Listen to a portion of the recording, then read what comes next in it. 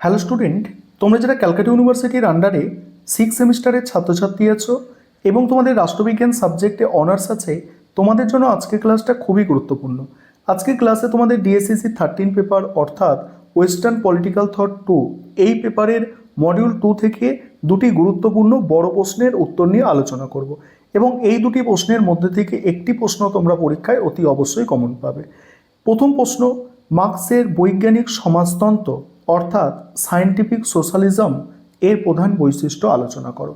কিভাবে অ্যান্সার লিখবে গুছিয়ে সেটাও দেখে নাও তোমরা। প্রথমে ইন্ট্রোডাকশন অর্থাৎ ভূমিকা। ঊনবিংশ শতাব্দীতে কার্ল মার্ক্স এবং ফ্রেডরিক এঙ্গেলসের সমাজতান্ত্রিক চিন্তাধারায় এক যুগান্তকারী পরিবর্তন আনেন। তাদের পূর্বের সমাজতন্ত্রের ধারণাটি মূলত নৈতিকতা ও কল্পনার উপর নির্ভরশীল ছিল, কিন্তু মার্ক্স ও এঙ্গেলস সমাজ ও ইতিহাসের বিজ্ঞানভিত্তিক বিশ্লেষণের মাধ্যমে সমাজতন্ত্রকে এক বাস্তব ও যুক্তি নির্ভর ভিত্তির ওপরে দাঁড় করান, যা বৈজ্ঞানিক সমাজতন্ত্র নামে পরিচিত। 1848 সালে প্রকাশিত কমিউনিস্ট ম্যানিফেস্টো এবং পরবর্তীতে ডাস ক্যাপিটাল গ্রন্থে এই তত্ত্বের পূর্ণাঙ্গ রূপ পাওয়া যায়। বৈজ্ঞানিক সমাজতন্ত্র কাকে বলে সেটা প্রথমে তোমাদের দিতে হবে। মার্ক্সের পূর্ববর্তী সমাজতান্ত্রিক চিন্তাবিদদের মার্ক্স কল্পনা বিলাসী সমাজতন্ত্রী বলে অভিহিত করেছেন, অর্থাৎ ইউটোপিয়ান সোশিয়ালিস্ট বলে অভিহিত করেছেন। তার এই কল্পনা বিলাসী সমাজতন্ত্রবিদ কারা? সাসিমো, চার্লস ফুরিয়ে, রবার্ট ওয়েন, এনারা। ঠিক আছে, কারণ তারা ধনিক শ্রেণীর বিবেকের কাছে আবেদন জানিয়ে শান্তিপূর্ণভাবে সমাজ পরিবর্তনের স্বপ্ন দেখতেন, কিন্তু কিভাবে সেই পরিবর্তন আসবে তার কোনো বাস্তবসম্মত বা বিজ্ঞানভিত্তিক পথ নির্দেশ করতে পারেননি।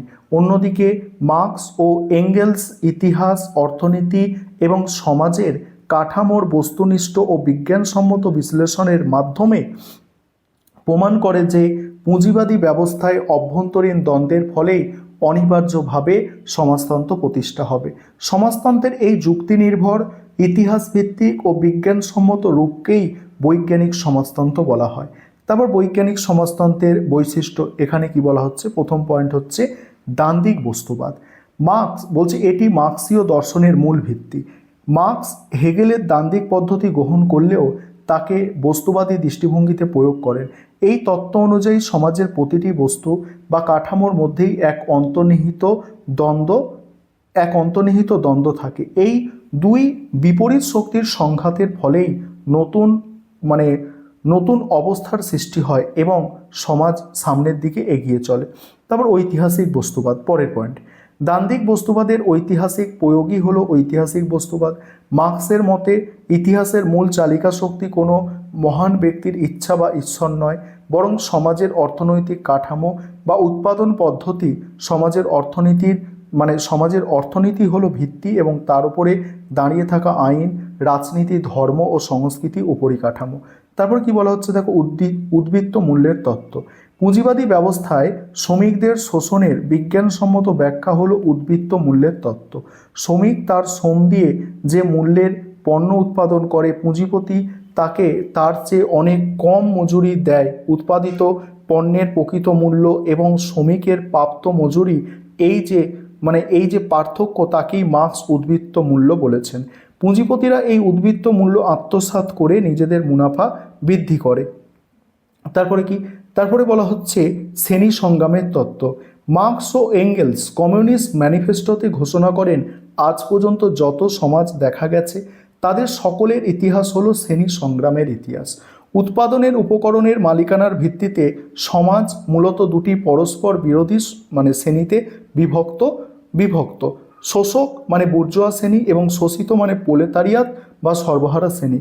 বৈজ্ঞানিক সমাজতন্ত্র অনুযায়ী এই দুই শ্রেণীর স্বার্থ সম্পূর্ণ বিপরীত হওয়ায় তাদের মধ্যে সংগ্রাম অনিবার্য। তারপরে কি বলা হচ্ছে দেখো, সর্বহারাদের একনায়কতন্ত্র এবং রাষ্ট্রহীন সমাজ। পুঁজিবাদী শোষণের বিরুদ্ধে শ্রমিক শ্রেণীর বিপ্লব ঘটিয়ে রাষ্ট্র ক্ষমতা দখল করবে। এর ফলে পুঁজিপতিদের ব্যক্তিগত সম্পত্তির অবসান ঘটিয়ে একটি অন্তর্বর্তীকালীন সর্বহারার একনায়কতন্ত্র প্রতিষ্ঠা হবে। এরপর ধীরে ধীরে সমাজে যখন আর কোনো শ্রেণী থাকবে না, তখন শ্রেণী শোষণের যন্ত্র হিসাবে রাষ্ট্র ব্যবস্থা শুকিয়ে ঝরে পড়বে এবং এটি সাম্যবাদী বা রাষ্ট্রহীন সমাজ প্রতিষ্ঠিত হবে। এবার সমালোচনা আছে। প্রথমত, মার্কস মানব ইতিহাসের ব্যাখ্যায় কেবল অর্থনৈতিক কারণ বা বস্তুবাদের ওপর অতিরিক্ত গুরুত্ব দিয়েছেন, কিন্তু বাস্তবে ধর্ম, জাতীয়তাবাদ, নৈতিকতা বা মানুষের আবেগ সমাজ পরিবর্তনে গুরুত্বপূর্ণ ভূমিকা পালন করে। এইভাবে এখানে তিনটে সমালোচনা আছে, প্রথমত দ্বিতীয়ত করে, তারপর উপসংহার দিয়ে তোমরা প্রশ্নের উত্তরটা শেষ করছো। এবার দ্বিতীয় প্রশ্ন, নৈরাজ্যবাদ। এই প্রশ্নের উত্তরটা নিয়ে আলোচনা করব, যে নৈরাজ্যবাদের বিবর্তন সম্পর্কে আলোচনা। তার আগে যে বিষয়টা বলার আছে, তোমাদের জন্য অনলাইন কোচিং ক্লাস চলছে, সেখানে 3 দিন করে সপ্তাহে আমাদের ক্লাস হয়ে থাকে। তোমরা যারা পেড ব্যাচে অ্যাডমিশন নিতে ইচ্ছুক আছো বা আমাদের থেকে স্টাডি মেটেরিয়াল পারচেস করতে চাইছো, অবশ্যই তোমরা স্ক্রিনে দেওয়া নম্বরে যোগাযোগ করতে পারো। এবার নৈরাজ্যবাদ এটা বোঝো। প্রথমে ইন্ট্রোডাকশন অর্থাৎ ভূমিকা দেওয়া যাক। সেখানে কি লিখবে দেখো, রাষ্ট্রবিজ্ঞানের ইতিহাসে যে সমস্ত মতবাদ রাষ্ট্রের অস্তিত্ব ও প্রয়োজনীয়তাকে সরাসরি অস্বীকার করে তাদের মধ্যে নৈরাজ্যবাদ অন্যতম। নৈরাজ্যবাদ রাষ্ট্রকে একটি অপ্রয়োজনীয়, ক্ষতিকারক এবং জবরদস্তিমূলক প্রতিষ্ঠান হিসাবে মনে করেন। এই মতবাদীদের মতে মানুষের প্রকৃত স্বাধীনতা, নৈতিক বিকাশ এবং সাম্য কেবল একটি রাষ্ট্রহীন সমাজেরই প্রতিষ্ঠিত হওয়া সম্ভব। নৈরাজ্যবাদ কাকে বলে? তারপরে কোশ্চেন, নৈরাজ্যবাদ কাকে বলে? নৈরাজ্যবাদ শব্দটি ইংরাজি অ্যানাক্রিজম এর বাংলা প্রতিশব্দ, যা গ্রিক শব্দ অ্যানাক্রস থেকে এসেছে। এর আক্ষরিক অর্থ হলো শাসনবিহীন অবস্থা। নৈরাজ্যবাদ হলো এমন একটি চরমপন্থী রাজনৈতিক মতাদর্শ যা রাষ্ট্র, সরকার এবং যে কোনো ধরনের বাধ্যতামূলক কর্তৃপক্ষকে সম্পূর্ণভাবে বিলোপ করার পক্ষপাতী। এই মতবাদ বিশ্বাস করে যে মানুষের ওপর মানুষের প্রভুত্ব অন্যায়। রাষ্ট্র তার পুলিশ, আইন, কারাগার ও সামরিক বাহিনীর মাধ্যমে জবরদস্তি করে মানুষের স্বাভাবিক স্বাধীনতাকে ক্ষুণ্ণ করে। তাই নৈরাজ্যবাদীরা এমন এক সমাজের স্বপ্ন দেখেন যেখানে কোনো রাষ্ট্র বা শাসক থাকবে না। মানুষ তাদের নিজস্ব সমবায়, পারস্পরিক সহযোগিতা এবং স্বেচ্ছামূলক চুক্তির ভিত্তিতে শান্তিপূর্ণভাবে সমাজ পরিচালনা করবে। ফরাসি চিন্তাবিদ পিয়ারে জোসেফ প্রোধো সর্বপ্রথম নিজেকে সচেতনভাবে নৈরাজ্যবাদী হিসাবে দাবি করেন। এবার নৈরাজ্যবাদের বিবর্তন। নৈরাজ্যবাদের ধারণা প্রাচীনকাল থেকে বিভিন্ন ধর্মীয় ও দার্শনিক চিন্তায় প্রচ্ছন্নভাবে থাকলেও এটি সুসংগঠিত রাজনৈতিক তত্ত্ব হিসাবে এর বিকাশ ঘটে মূলত ঊনবিংশ শতাব্দীতে। ইউরোপের পুঁজিবাদ আধুনিক রাষ্ট্রের উত্থানের প্রেক্ষাপটে এর বিবর্তনকে কয়েকটি ধারায় ভাগ করে আলোচনা করা যায়। প্রথম পর্যায়ে দার্শনিক নৈরাজ্যবাদের সূত্রপাত করেন উইলিয়াম গডউইন। তিনি বিশ্বাস করতেন যে মানুষ স্বভাবতই যুক্তিবাদী, তাই শিক্ষার প্রসারের মাধ্যমে মানুষ বুঝতে পারবে যে রাষ্ট্র অপ্রয়োজনীয় এবং ধীরে ধীরে রাষ্ট্র ব্যবস্থার অবলুপ্তি ঘটবে। এরপরে ফরাসি চিন্তাবিদ প্রুধো, যিনি মিউটালিজম বা পারস্পরিকতাবাদ তত্ত্বের মাধ্যমে রাষ্ট্রহীন সমাজের অর্থনৈতিক রূপরেখা তুলে ধরেন। তার একটি বিখ্যাত উক্তি ছিল, সম্পত্তি হলো চুরি, প্রপার্টি ইজ থিফ। তিনি শান্তিপূর্ণ উপায়ে বিকেন্দ্রীভূত সমাজ গঠনের কথা বলেন।